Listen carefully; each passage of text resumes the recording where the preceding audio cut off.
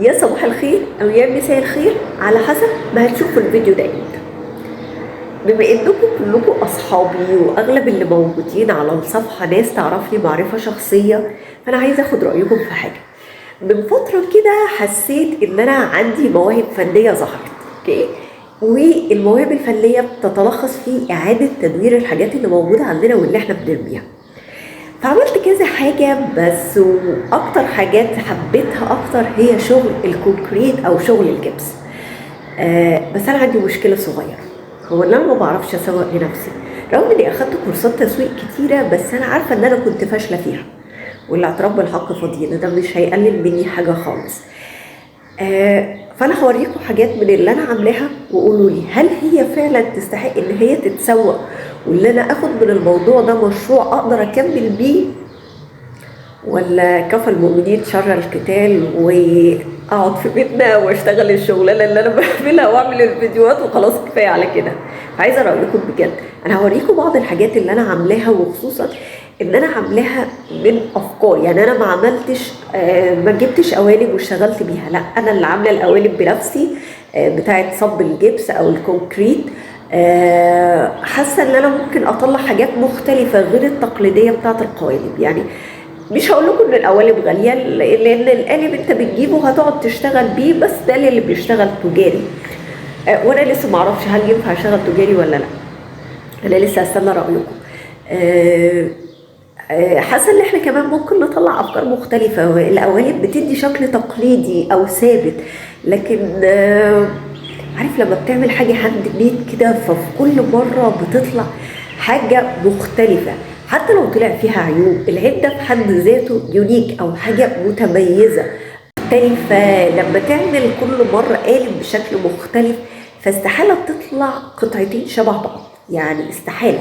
لان حتى الانسان لما بيجي يعمل حاجه طالما عملها بايده، مش قالب اسطمبه واحده فتطلع كلها شبه بعضها، لا. لما بتعمل قالب، حتى لو هو قالب مثلا زي قالب الدوناتس اللي موجود، لو عملته مره بشكل، المره التانيه هتبتدي تبدا وتطلع شكل تاني. يعني يمكن انا ما بحبش التقليديه قوي، فحابه ان كل قطعه اعملها ما اكررهاش تاني، يعني تبقى حاجه عند الحد، حتى لو متشابهه بس هتلاقوها فيها اختلاف، ايا كان بقى الاختلاف هيظهر ازاي. فانا هوريكم بعض الحاجات اللي انتوا تقولوا لي حلوه ولا لا، اشتغل افكر في الموضوع، اخد كورسات عليه زياده، ادرب نفسي عليه زياده. عايزه رايكم بجد بجد يعني. بصوا يا جماعه، هي دي بس حاجه لسه بتنشف. بصوا دي عباره عن فازه، ده اهي فازه بالورد بتاعها، مش عارفه الدنيا باينه يا رب، بس الاضاءه حاسه ان الاضاءه ظالمه الحاجه بصراحه يعني. بس دي فازه معاها مبخره. بصوا تحسوا، وانا كنت عايزه اعملها في رمضان على اساس ان المبخره شبه شويه قدره الفول، يعني هي طلعت شبيهه، بس ما لحقتش اوريها لكم في رمضان، لان الحاجات دي بتاخد شويه وقت عقبال لما بتنشف. فبصوا يعني اعتقد مبخره لذيذه. عايزه احطها في الحاجات دي على اساس تتحط حتى قطعه ديكور او حاجه. فبصوا عملت القالب ده، بس هو ده لسه طريه عايز ينشف.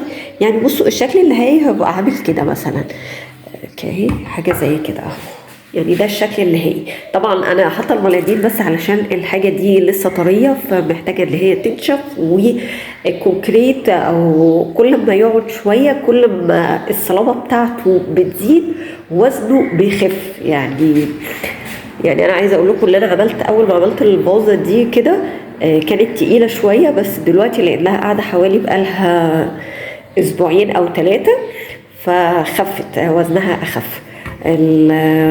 مش عايزه العب في دي قوي عشان دي لسه معموله طريه بصراحه، لسه طريه، فتحسوا ان هي وزنها تقيل شويه عشان لسه الميه كل ما هتقعد تفقد ميه فوزنها يخف. دي معموله من رمضان فخفيفه طبعا. يعني نقدر بقى نحط فيها هنا الحاجه اللي هو الفحم، وهيطلع لي الدخان من خلال الفتحات اللي موجوده دي.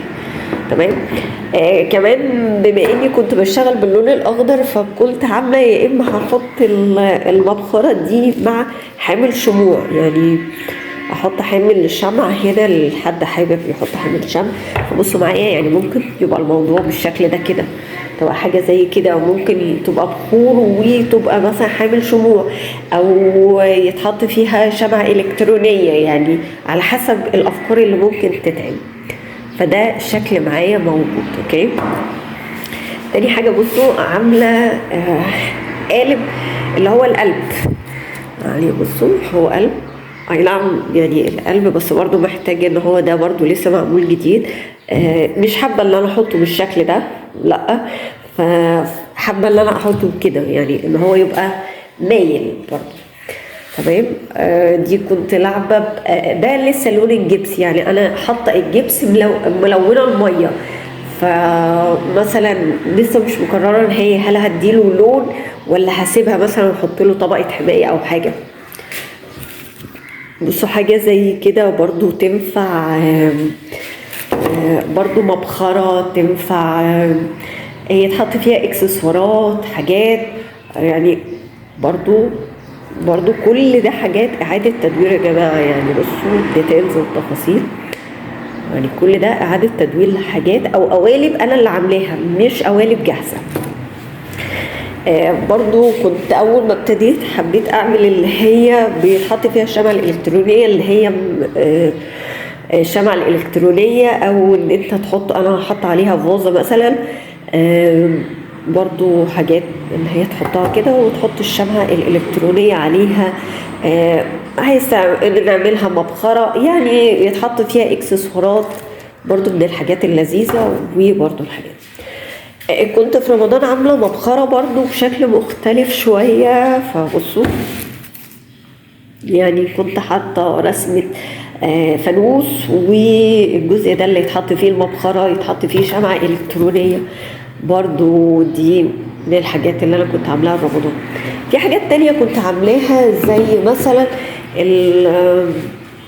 اللي هو الفازة دي ازازة ولونتها بالوان اكريليك، وحط عليها اللي هو الشمع بشكل عشوائي، والالوان كانت شوية برضو يعني مش عارفة هي زهرة ولا لأ، بس يعني معانا بالشكل ده طبعا. وبرضو عاملة الورد ده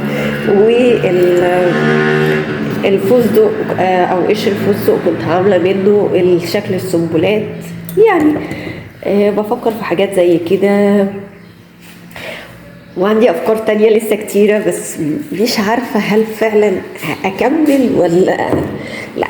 يعني بصوا يا جماعة، عندي شوية حاجات وفي حاجات تانية موجودة عندي برضو. قولوا لي رأيكم يا جماعة في الحاجات اللي انا عاملاها، هل هي حلوة ولا لا؟ غير الفوانيس اللي انا كنت عاملاها في رمضان اللي من الكرتون، برضو كنت عاملة فوانيس من الكرتون. يعني في دماغي افكار كتيرة، فكمل ولا لا؟ هستنى رأيك. أول خيوط الفرحة راحة تمس الروح، والضحكة دي هتلقاها جنبك منين